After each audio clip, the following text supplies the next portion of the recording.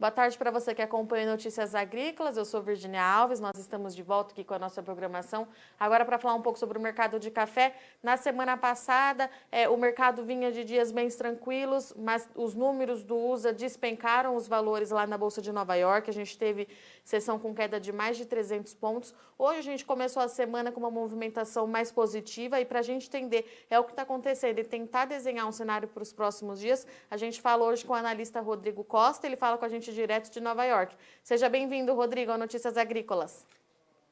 Obrigado, Virginia. Prazer estar aqui mais uma vez. Rodrigo, queria que a gente começasse falando sobre esses números que foram divulgados, 67,9 milhões de saca para a safra do 2021. Os preços caíram bastante nos últimos dias por conta disso. Na sua opinião, esses números eles se aproximam da realidade com que você está acompanhando aí da colheita? O mercado ele pode continuar sentindo os impactos por conta desse relatório durante os próximos dias? Bem, veja, acho que a questão da queda ela não foi, não dá para se isolar apenas em função do relatório, que é o relatório mais público de dados aí que tem sobre o café, mas é bom te lembrar que a gente começou a semana passada com um pouquinho de especulação por causa do frio no Brasil, que aconteceu tanto na segunda como na terça-feira, né? Na terça e na quarta, perdão. E daí ele acabou também, no segundo momento, devolvendo um pouco mais rápido, porque alguns compraram ali com algum riscozinho de frio e depois devolveram. A questão do relatório do USDA, ele confirma a expectativa de alguns e, obviamente, ele vai contra a expectativa de outros. É um pouco cedo para a gente falar, a colheita está começando, né? A gente não está nem no primeiro quarto ainda dela, e tem inputs diferentes das regiões, alguns falando de produtividade melhor, outros falando de produtividade idêntica. Talvez o mais importante é que o mercado em um dado momento se preocupava com o risco da colheita ser atrapalhada de alguma forma, ter algum tipo de interrupção em função do Covid-19, e acabou não acontecendo também. E eu acho que junto a esses fatores, também o que de uma certa forma tem prejudicado o mercado, do ponto de vista de preço de Nova York, é que o real se mantém ainda desvalorizado, quer dizer, não tão desvalorizado quanto próximo de 6, aonde ele chegou, o dólar real, né? Mas ele ainda está acima enfim, ao redor de 5,5, 5,40, o que ainda traduz os preços em reais em valores que não são tão ruins comparativamente às demais origens. E para finalizar, as exportações brasileiras, por exemplo, continuam ainda em patamares relativamente altos para um período de safra menor que nós estamos acabando. Rodrigo, em relação a essa movimentação de hoje, a Bolsa, os principais contratos registraram alta num dia que o dólar também trabalha com valorização, ignorando, a gente tem o costume, o mercado fala muito que quando o dólar está subindo, os preços em Nova York podem cair, mas hoje os dois andaram ali em conjunto. Como é que você avaliou esse mercado, esse início de semana, nessa segunda-feira, 1º de junho? A gente teve um descolamento já há algum tempo dessa performance negativa e positiva, né, de dólar real e Nova York, né? Tanto é verdade que o real fez a mínima histórica, perdão, nominal, um mês atrás mais ou menos, e o café ele ainda se mantinha acima de 110 centavos. Quer dizer, ele perdeu um pouco disso, a parte em função do momento de uma disponibilidade percebida como sendo menor do Brasil, que acabou não se confirmando pelos níveis de exportações elevados, enfim. Então ele perdeu um pouco disso. É bom lembrar que, embora o real ele esteja melhorando um pouquinho dos preços que a gente tinha visto recentemente, ele ainda continua 5,40, ainda é um real bastante desvalorizado se a gente for comparar até mesmo para o ano, né, ou para 4 meses atrás, que seja, enfim. Então, ele ainda é um nível que ele é bastante desvalorizado. O real ainda é uma das moedas que mais valorizou no mundo nesse período. Então, Isso ainda a gente não pode esquecer disso, quer dizer, uma movimentação momentânea, como nós estamos vendo hoje, do câmbio depreciando 1,5%, 1,2%, Nova York subindo. Eu não sei se acho que é um pouco mais de barulho, né, do que qualquer tipo de mudança de comportamento, vamos falar assim. Nova York eu acho que sumiu um pouco hoje. Nós vimos o número do Commitments of Traders, que é um relatório que sai na sexta-feira, divulgado aqui nos Estados Unidos, onde mostra como se comportaram os participantes durante um período de uma semana. E nesse relatório foi notado que os comerciais compraram um pouco de café. Os comerciais, no lado da compra, em geral, eles são lidos como sendo os torrefadores, por exemplo, né? Então, se mostrou ao mercado que esses níveis de preço apareceu algum tipo de compra da indústria, isso animou um pouco. Teve um pouco menos de venda também da parte dos comerciais vendido, que daí a leitura normalmente do mercado é de ser das origens. É bom lembrar que os diferenciais continuam ainda bastante caros para todas as outras origens. Para o Brasil, a gente está ainda no começo da colheita. Existe alguma disponibilidade de produtos, sim, mas é natural quando a gente vê uma queda muito grande dos preços, e se você for olhar para a mínima de hoje, por exemplo, foram mais de 10 centavos. Né? Em percentual é grande também, porque a gente está em $1, né? A gente está falando em 10% em uma semana, e aí também pode ter se encontrado um pouco mais de compra, e a gente viu um pouquinho de recuperação. Não sei se dá para ficar ainda muito animado com isso, Virgínia, diante do quadro global e tantas incertezas. Então acho que é bom, a gente não consegue dar sempre explicações precisas para movimentos tão curtinhos assim, né? Tá, Rodrigo, no começo do ano, em uma das vezes que a gente conversou, eu te perguntei as perspectivas para esse ano. A gente, inclusive, falava que talvez no segundo semestre a gente pudesse ter preços um pouco melhores para o cafeicultor, mas a gente ainda não sabia a proporção que a pandemia do coronavírus ia tomar, impactando diretamente também no consumo de café, muito por conta das cafeterias e padarias fechadas e importantes consumidores do país. Hoje o cenário é outro, a gente está precisando avaliar isso no dia após dia. A gente consegue desenhar um cenário, imaginar para o produtor como que será esse segundo semestre com essa nova safra entrando? Excelente a sua pergunta e a sua memória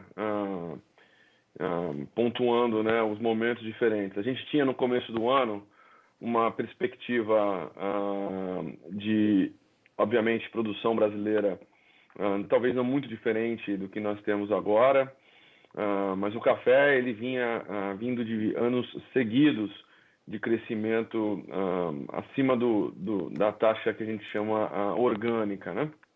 Então, isso foi muito beneficiário em geral, né? Foi em benefício do café.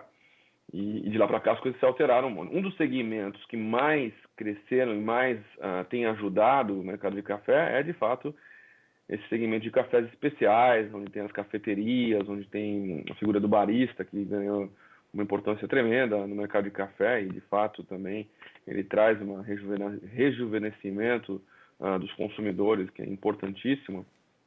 Você teve essa figura, essa nova tendência, vamos chamar, a terceira onda, como tu não gosta de nomear, que era importante. Isso é um dos segmentos talvez que esteja sendo mais atingidos, obviamente porque as cafeterias estão fechadas, as pessoas estão confinadas em suas casas, você tem o turismo menor, você tem vários fatores que estão impactando esse segmento. Também tem a questão do segmento das pessoas em conferências de beberem café, nos escritórios. Eu citei no meu relatório, nesse meu último relatório esse final de semana, falando sobre também o que é bebido de café, por exemplo, nas estradas brasileiras, onde gentilmente os postos servem para os caminhoneiros, para os motoristas, enfim. Você perde também um pouco desse consumo que eventualmente pode não ser, né, tudo são hipóteses, transferido completamente para casa. Então, o cenário é outro. O cenário é outro porque o café sempre se mostrou uma bebida resistente a períodos de crise econômica, mas a gente não tinha vivido esse período como esse nunca, né? Nem mesmo na recessão os dados são tão ruins, vamos falar assim, desde a época da recessão de 1930, quer dizer, é de muito tempo. Eu fiz um paralelo em um outro relatório também, há algumas semanas atrás, falando que naquela época o Brasil queimou café, né? Porque também produzia muito café, não tinha tanto consumo, quer dizer, não foi necessariamente porque o consumo retraiu tanto em função da recessão, mas também pode ter sido um fator que tem ajudado. Mas de fato foi uma abundância de produção naquela época. Agora não existe uma abundância tão grande de produção. É bom notar que apenas o Brasil nos últimos anos tem crescido em produção em dados significativos, né? Você teve um crescimento do Vietnã, mas está estagnado há alguns anos. Quer dizer, teve uma recuperação da Colômbia, mas também não tem em números absolutos, eles não são tão grandes assim do ponto de vista de crescimento. E finalmente Honduras. Então, você não corta a produção do dia para a noite na nossa cultura, que é perene. E do ponto de vista do consumidor, daí sim você está tendo um pouco de problema. Então, está se mostrando que esse segmento de consumo fora de casa, que ele gira em torno de 20% a 30% do consumo mundial, ele não está sendo completamente compensado por dentro de casa, pelo que se bebe de café dentro de casa. Dentro de casa sempre se teve a impressão de beber esse café e com um desperdício maior, né? Nós no mercado de café há anos sempre falamos que o maior consumidor do café é a pia. O sujeito faz uma garrafa grande e acaba não bebendo tudo e metade dela vai para a pia e daí faz uma outra novamente. Hoje em dia sim, principalmente nos países desenvolvidos, onde são os maiores bebedores de café, máquinas de café que não são tão caras, onde todo mundo bebe a monodose. Então tem um desperdício menor também. E esse segmento, segundo os dados divulgados pelos institutos de pesquisa, foi o que mais cresceu nesse período dentro de casa. Quer dizer, ele é mais eficiente também. Em linhas gerais, para não talvez jogar tantos dados assim, o consumo é percebido que ele não vai crescer esse ano. Alguns acham que vai decrescer. Nos Estados Unidos, a semana retrasada, teve uma palestra dada por um desses institutos sugerindo que caia até 2%. Quer dizer, a gente vai ter uma diminuição do consumo, algo que a gente não vê há muitos anos no café. Na Europa vai ser igual? Não se sabe. No Brasil, a Europa também tem que fazer subdivisão. No Brasil, com a questão do desemprego e tal, será que não perde um pouco? Essas são as perguntas que todo mundo tem. E daí cada um usa a sua percepção ou os dados que estão lendo. A princípio, eu acho que pelo menos a gente não pode não imaginar um crescimento do consumo, ou seja, ele vai ser igual ao ano passado, num ano que vai ter um superávit maior. Logo, isso gera um pouco de pressão no curto prazo. E eu falo no curto prazo porque todas as outras origens, tirando essas 4 que eu mencionei, talvez eu não mencionei 3, faltou a Indonésia, eles têm os preços, seja porque os diferenciais aumentaram, seja porque a moeda desvalorizou, os preços ainda provém algum tipo de sustento, né? Uma sustentabilidade, na verdade, para a cultura. Nos demais, eles sofrem. Então, a gente não pode, embora esses 4 produtores produzam 70%, sejam responsáveis por 70% da produção mundial, os outros 30% são números grandes o suficientes para a gente ignorar. E, na verdade, estou dizendo, ninguém deve ignorar porque são trabalhadores de qualquer forma, mas eu digo mesmo do ponto de vista estatístico, não se pode ignorá-los, entendeu? E são importantes para isso. E eu acho que as pessoas voltam a beber café no longo prazo, de uma forma ou de outra. Rodrigo, falando um pouco de preço, a gente rompeu níveis importantes em Nova York com as quedas da semana passada. Julho hoje está fechando com 98,30. Você acha que a gente pode ter novos níveis rompidos? Esse café ele pode cair mais ainda? Ele pode. Ele pode sim. Eu não sei se ele cai muito mais, por esse motivo que eu acabei de falar para vocês, né? O preço já está bastante baixo nas demais origens, o que causa potencialmente mais perdas futuras, mas ele ainda pode ficar um pouco mais para baixo. Não sei se cai muito mais, mas ele pode voltar talvez para próximo de 90 centavos por libra-peso. Tá, Rodrigo, para a gente encerrar, eu gostaria que você falasse como é que de fato está a situação aí em Nova York. A gente vê muita notícia, muita informação, mas acho que nada mais importante e necessário do que a gente ouvir de quem mora por aí. Como é que estão? Há realmente uma possibilidade de uma flexibilização? Como é que está o cenário por aí diante da pandemia? O pior já passou, pelo que você observa? Como é que você tem analisado a situação por aí? O pior já passou, né? E os números são aí estão mostrando isso para todo mundo, né? As pessoas estão gradativamente voltando aos seus trabalhos, ainda muito prematuro. É bom lembrar, claro, que como toda cidade grande, o setor de serviços é basicamente a economia da cidade, e isso move em tudo, né? O mercado imobiliário, enfim, teatros e assim vai. E Nova York é um centro para isso, inclusive, né? E está voltando muito gradativo. Existe um receio natural das pessoas, né? Porque você não tem ainda uma cura, você não tem uma vacina. Eu acho que vai ser o pior, sim, já passou, isso a gente pode falar. Vai ter, na verdade, uma segunda onda, ninguém sabe, todo mundo espera que não. Eu acho que todos nós estamos ganhando hábitos mais saudáveis. Então, sou muito otimista, acho que a gente sai mais forte dessa situação toda, seja respeitando quando a gente está doente, como muitos dos asiáticos fazem, né? Quando eles estão doentes, eles usam máscara para não contaminar as outras pessoas. Então, eu acho que isso pode ser uma coisa que eventualmente venha a acontecer. Outras pessoas usando máscara. Eu acho que a questão da máscara em si já resolve bastante do problema. E daí, não é só do próprio Covid, mas de outras doenças que são transmissíveis pelo ar, né? Então, tá gradualmente acontecendo, mas vai ser muito gradual mesmo, eu acho, e a gente vai ver, já tem uma mudança natural de comportamento, até mesmo das empresas vai acontecer, né? O mercado imobiliário eu acho que vai sentir bastante, o mercado imobiliário comercial, porque as empresas percebem que continuaram tocando as suas operações com seus funcionários dentro de casa, então talvez você não precise alugar um escritório tão grande com preços tão altos, né, de aluguéis, e as pessoas, os trabalhadores que sempre tiveram um tempo grande aí para se locomover de casa para o escritório, às vezes muitos perdem 1 hora e meia, 3 horas por dia.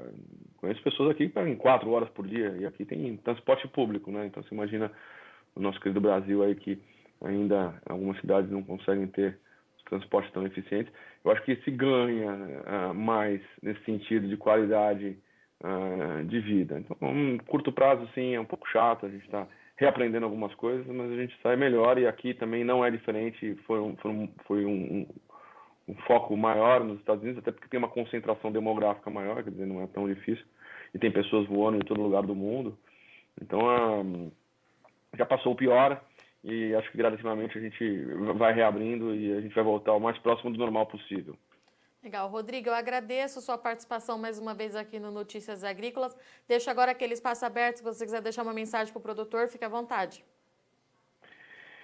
Eu acho que o produtor, mais uma vez, ele foi bastante feliz dentro da disciplina, usando a disciplina de fazer suas vendas futuras, de aproveitar o momento aí nesse começo da colheita, que os preços ainda estavam bons, tanto em Nova York e ainda mais conjugando com o real.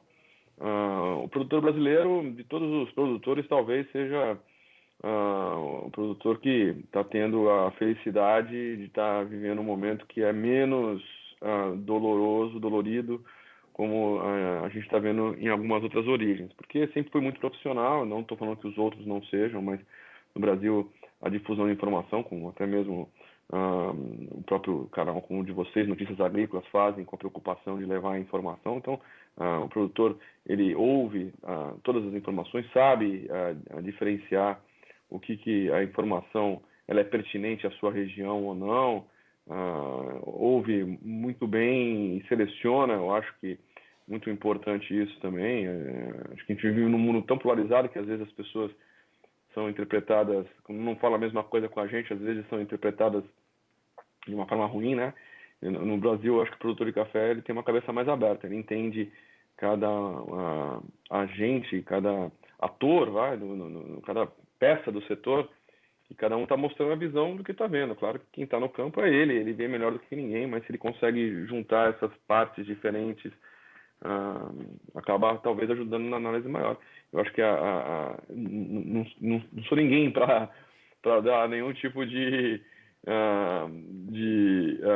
como é que fala, instrução para o produtor, muito pelo contrário, é só falar que parabenizar por fazer o trabalho tão bem feito e a disciplina e estar participando dos seminários, dessas conversas, o que ajuda muito a ele e a sua cultura.